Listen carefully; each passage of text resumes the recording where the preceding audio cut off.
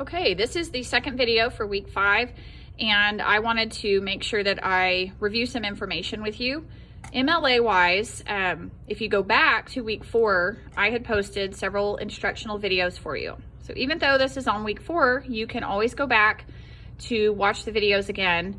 Now this first one just really explained what week 4 was about, so you might not need that one. But there's one called Conducting Research for the Informative Essay, where I make some recommendations of where to find your research, and then also making a works cited page and correctly citing in your paper. So I would highly recommend that you re-watch those to refresh your memory, but you can also read that information in the news forum. So if you go to the homepage link up here, and then you click on news forum, this is where all of the important details are. So don't forget, every time I post in here, it also shoots an identical copy of these messages to your email. So if you're checking your student email, as you should be, you are getting these messages in there. But this post right here from September 6th is super important. It's very long.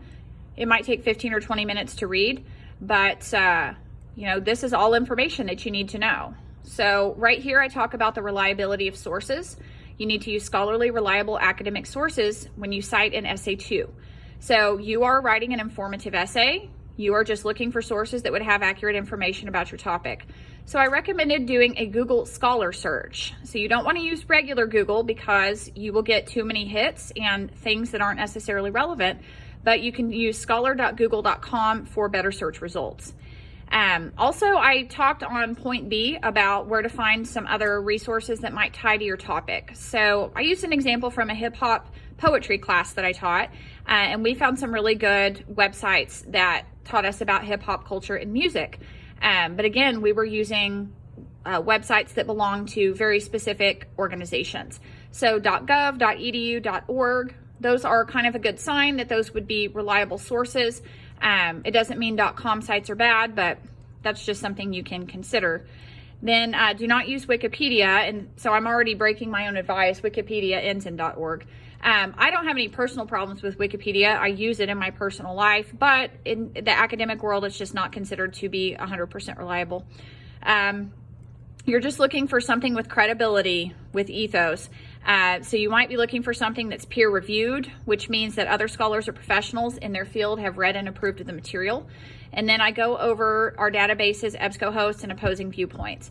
For this particular essay, because it's informative, we don't really need opposing viewpoints in context. It's not that you wouldn't find anything useful on it, but I think some of the articles you'd find on there would want to make you argue and or would make you want to argue. So it's really better to just stick with EBSCOhost for now. If you've done the second assignment on week 4, you should know how to use EBSCOhost. So if not, I give you the instructions for using EBSCOhost. Then here we have instructions for citing in the works cited page. It just goes through all of the pointers on how to format your works cited entries and some different resources.